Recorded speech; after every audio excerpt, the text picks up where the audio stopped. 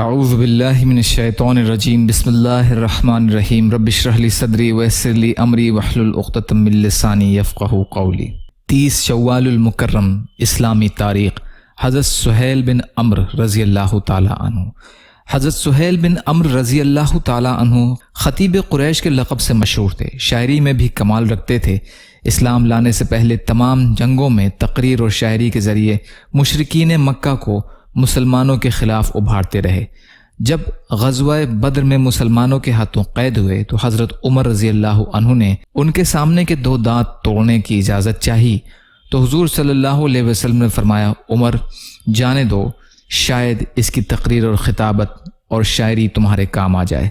چنانچہ صلح حدیبیہ کے موقع پر قریش مکہ کی طرف سے صلح نامہ لکھنے کے لیے سہیل بن عمرو رضی اللہ عنہ ہی کو منتخب کیا گیا تھا۔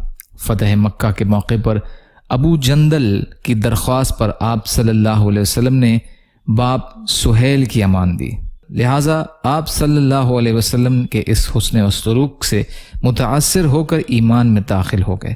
نماز، روزہ، صدقہ خیرات میں بے مثال تھے۔ مسلسل عبادت کی وجہ سے ان کا بدن سوکھ کر لکڑی کی طرح ہو گیا تھا۔ وہ اسلام سے پہلی زندگی کو یاد کر کے اور قرآن شریف سن کر بہت رویا کرتے تھے۔ حضرت ابو بکر رضی اللہ عنہ کے دور میں فتنوں کو ختم کرنے میں حضرت سہیل اور ان کے گھرانے کی کوششیں قابل تعریف ہیں۔ رات بھر عبادت کرتے اور دن سپہ سالار کی حیثیت سے یرموک کے میدان میں گزارتے اور اسی غزوہ میں 13 ہجری میں جام شہادت نوش فرمایا۔ حضور صلی اللہ علیہ وسلم کا معجزہ، 1 وسق جو کی برکت۔ ام المومنین عائشہ رضی اللہ عنہا بیان کرتی ہیں کہ جب حضرت صلی اللہ علیہ وسلم نے وفات پائی تو کچھ وسق وزن برابر جو کے سوا گھر میں کچھ نہ تھا۔ ہم بقدر ضرورت اس میں سے استعمال کرتے رہتے تھے لیکن وہ ختم ہی نہیں ہوتا تھا، تو ہم نے اس کو تولا، بس پھر وہ ختم ہو گیا، یعنی وہ برکت جاتی رہی۔ بخاری شریف کی روایت ہے۔ ایک فرض کے بارے میں بیوی کو اس کا مہر دینا۔ قرآن میں اللہ تعالیٰ فرماتا ہے، تم لوگ اپنی بیویوں کو ان کا مہر خوش دلی سے دے دیا کرو، البتہ اگر وہ اپنے مہر میں سے کچھ چھوڑ دیں تو اسے لذیذ اور خوشگوار سمجھ کر کھاؤ۔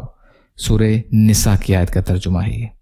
ایک اہم عمل کی فضیلت، پہلی صف کی فضیلت۔ رسول اللہ صلی اللہ علیہ وسلم نے فرمایا، اللہ تعالیٰ پہلی صف والوں پر رحمت بھیجتے ہیں اور فرشتے دعائیں مغفرت فرماتے ہیں۔ ابن ماجہ کی روایت ہے، عبد الرحمن بن عوف رضی اللہ عنہ راوی ہیں۔ ایک گناہ کے بارے میں قرآن کا مذاق اڑانا۔ قرآن میں اللہ تعالیٰ فرماتا ہے، جب انسان کے سامنے ہماری آیتیں پڑھی جاتی ہیں تو کہتا ہے کہ یہ پہلے لوگوں کے قصے کہانیاں ہیں۔ ہرگز نہیں، بلکہ ان کے برے کاموں کے سبب ان کے دلوں پر زنگ لگ گیا ہے۔ سورہ مطففین کی آیتوں کا ترجمہ۔ دنیا کے بارے میں، مال کی محبت اللہ کی ناشکری کا سبب ہے۔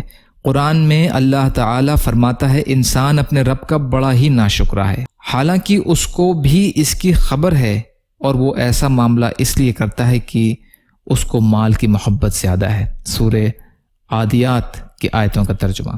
آخرت کے بارے میں، ہر شخص موت کے بعد افسوس کرے گا۔ رسول اللہ صلی اللہ علیہ وسلم نے فرمایا، ہر شخص موت کے بعد افسوس کرے گا۔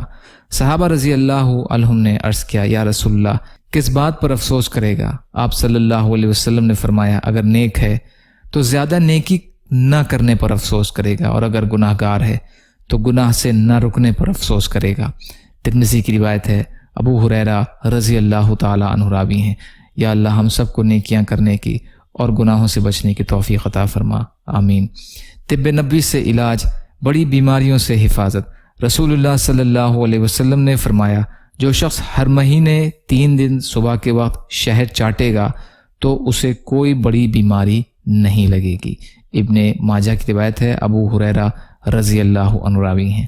نبی صلی اللہ علیہ وسلم کی نصیحت۔ رسول اللہ صلی اللہ علیہ وسلم نے فرمایا، جب تم میں سے کوئی ایسے شخص کو دیکھے جو مال و دولت اور شکل و صورت میں اس سے بڑھا ہوا ہو تو اس کو چاہیے کہ کسی ایسے شخص کو دیکھے جو اس سے مال و دولت میں کم ہو، تاکہ شکر کی کیفیت پیدا ہو۔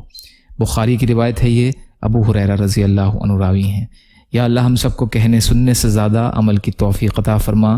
یا اللہ جو مظلوم ہیں، پریشان حال ہیں، بیمار ہیں، قرض میں ہیں، بے روزگار ہیں، محتاج ہیں، ان کی مدد فرما۔ یا اللہ اپنے حلال میں سے دیجیے، اپنے حرام سے بچائیے، اپنے غیر سے بے نیاز کر دیجیے۔ بغض، حسد، جلن، کینہ، تکبر، ریاکاری سے ہمارے دلوں کو پاک کر دیجیے۔ برحمتک یا ارحم الراحمین۔ لا الہ الا اللہ محمد رسول اللہ۔ السلام علیکم ورحمۃ اللہ وبرکاتہ۔